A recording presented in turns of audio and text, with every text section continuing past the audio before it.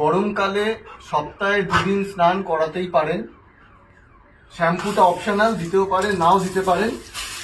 খুব ভালো করে গাটা ভিজিয়ে দেবেন। প্রথমে এরকম একটা পাইপ ব্যবহার করতে পারেন। খুব ভালো করে গা ভেজাবেন, লক্ষ্য রাখবেন কানে যেন জল না যায়।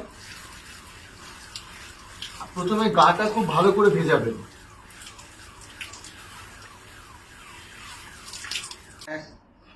গা ভালো করে ভিজে যাওয়ার পরে একটা পাত্রে খানিকটা জল নিয়ে শ্যাম্পু ঢেলে দেবেন। আমি এখানে পাইরোফার শ্যাম্পু ব্যবহার করি, যেহেতু এটা মেডিকেটেড শ্যাম্পু। আপনারা চাইলে আপনাদের পছন্দের শ্যাম্পু ব্যবহার করতে পারেন, তবে মেডিকেটেড শ্যাম্পু ব্যবহার করা সবসময় ভালো স্কিনের জন্য। তো শ্যাম্পু এখানে এই জলটার মধ্যে আমি মিশিয়ে নিচ্ছি। খানিকটা শ্যাম্পু মিশিয়ে নেওয়ার পরে আমি গুলে নেবো ভালো করে। ভালো করে গুলে এইরকম ফেনা করে নেবেন শ্যাম্পুর জলের। তারপরে গায়ে, মাথায়, পিঠে সব জায়গায় দিয়ে দেবেন।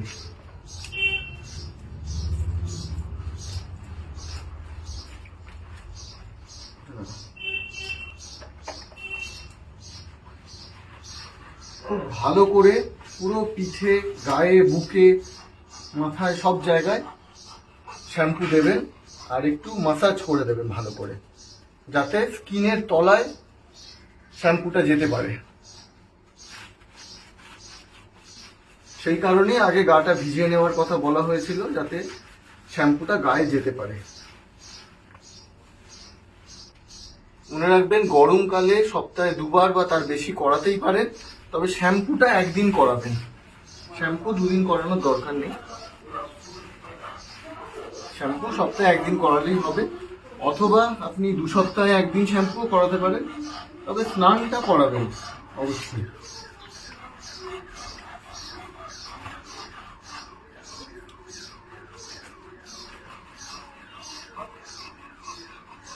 খুব ভালো করে ঘষে ঘষে স্কিনের মধ্যে শ্যাম্পুটা বসিয়ে দেবেন।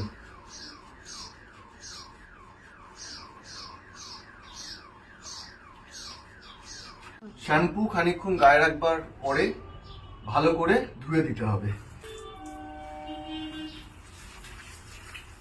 যতক্ষণ না পুরো শ্যাম্পু গায়ের থেকে ধুয়ে যাচ্ছে ততক্ষণ কিন্তু ভালো করে রগড়ে রগড়ে ঘষে ঘষে ধুয়ে দেবেন, একটুও যেন শ্যাম্পু গায়ে না থাকে।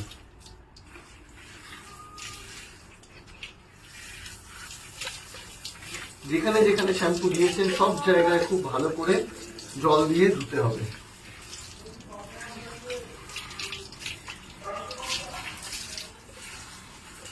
আর লক্ষ্য রাখবেন কানে যেন জল অথবা শ্যাম্পু কোনোটাই না যায়।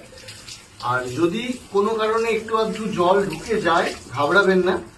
বাড়িতে তুলো আছে নিশ্চয়ই, সেই তুলো দিয়ে কানটা একটু পরিষ্কার করে দেবেন। আমি সেটাও দেখিয়ে দেবো আপনাদের, যে কি করে কানটা পরিষ্কার করে দেবেন স্নানের পরে তুলো দিয়ে। অনেকে নিজেরা স্নান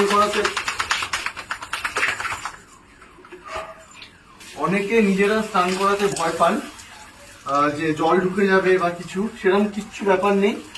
খুব ইজি এবং নিজেরাই পারবেন বাড়িতে।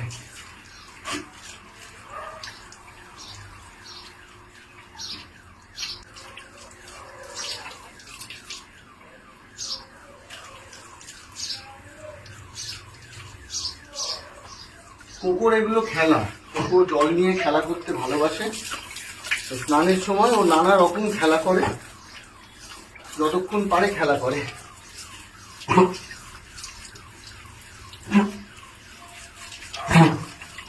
টাওয়েল নিয়ে নেবেন, একে বলে অ্যাবজর্পশন টাওয়েল। তো এইরকম একটা টাওয়েল নিয়ে নেবেন। এই টাওয়েলে পুরো জলটা টেনে নেয়, অ্যাবজর্ব করে নেয়। তারপর খুব ভালো করে মাথা, পিঠে, গায়ে যেখানে যেখানে জল, সারা গায়ে ভালোভাবে এরকমভাবে মুছে নেবে। দেখুন এই টাওয়েলের জলটা নেওয়ার পরে মিনারেলেই সব জল বেরিয়ে যায়। এই জন্যই এই টাওয়েলটার কথা বলেছি।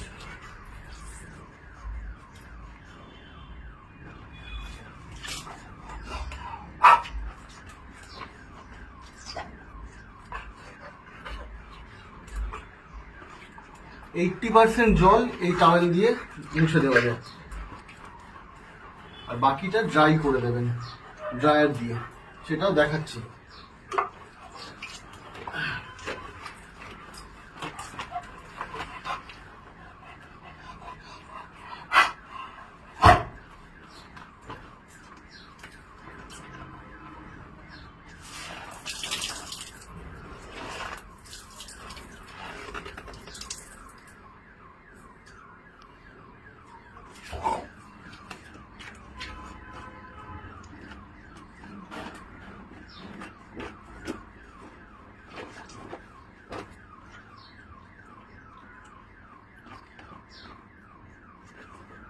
স্নানের পরে এই রকম করে ড্রায়ার দিয়ে পুরো গা ড্রাই করে দেবেন। গরম হাওয়াটা দেবেন না, নর্মাল যে ঠান্ডা হাওয়াটা বেরোয় সেটাই দেবেন। আমাদের মানুষের যে হেয়ার ড্রায়ার তাই দিয়েই করবেন। লক্ষ্য রাখবেন যেন একটুও জল গায়ে না থাকে।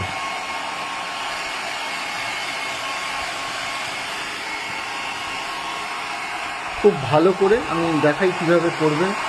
লোমগুলো সরিয়ে সরিয়ে খুব ভালো করে এইভাবে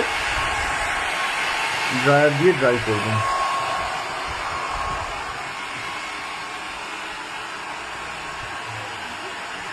যদি স্নান করাতে গিয়ে কানে জল ঢুকে যায় তাহলে ঘাবড়ানোর কিছু নেই। তুলো নেবেন, তুলোটা আঙুলে এইরকমভাবে তুলোটা আঙুলের সঙ্গে জড়িয়ে নেবেন। তারপরে কানের একটা পিঠ এরকম তুলে আস্তে আস্তে খুব আস্তে কানের মধ্যে পরিষ্কার করবেন। খুব জোরে চাপ দেবেন না কানের মধ্যে, খুব জোরে ঠেলবেন না। যদি জল থাকে তাহলে এই তুলোতে বেরিয়ে আসবে। একদম জোরে কিন্তু কানের মধ্যে খোঁচাবেন না। আমি এখানে দেখাচ্ছি, আমি ওর প্রেশারটা বুঝতে পারছি নিজে। আপনারাও যখন করবেন প্রেশারটা বুঝে তবেই কানের মধ্যে দেবেন। মনে রাখবেন, কানে যদি একটু বাড়তি চাপ লেগে যায় কানে কিন্তু সমস্যা হওয়ার সম্ভাবনা আছে। তাই কানটা খুব যত্ন করে পরিষ্কার করবেন। একইভাবে ওই কানটাতেও করবেন, দুটো কানে। আরেকটা জিনিস বলে রাখি, আপনারা এই একইভাবে কিন্তু ওর ইয়ার ক্লিনও করতে পারেন। কানের যে ওষুধটা আমি আপনাদের বলে দেবো পরে, সেই ওষুধটা তুলোর মধ্যে ভিজিয়ে নিয়ে তুলোটা এইভাবে আপনি ঘষে ঘষে কানের মধ্যে দিয়ে পরিষ্কার করতে পারেন। এইভাবে করলে কিন্তু কানটা পরিষ্কার হবে। এখানে আমি দেখুন কান পরিষ্কারের পরে তুলো একদমই শুকনো, তার মানে কানে জল ঢোকেনি। আপনারা দেখলেন আমি কিভাবে স্নান করিয়েছি, তারপরেও জল ঢোকেনি। তাই জন্য আপনারা ঘাবড়াবেন না, নির্ভয় স্নান করাতে পারেন।